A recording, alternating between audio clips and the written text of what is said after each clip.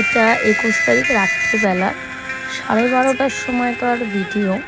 রাত 12:30, প্রথমা পড়তে পারিনি, তাও দেখো প্যান্ডেলে কত ভিড় মানুষজনের।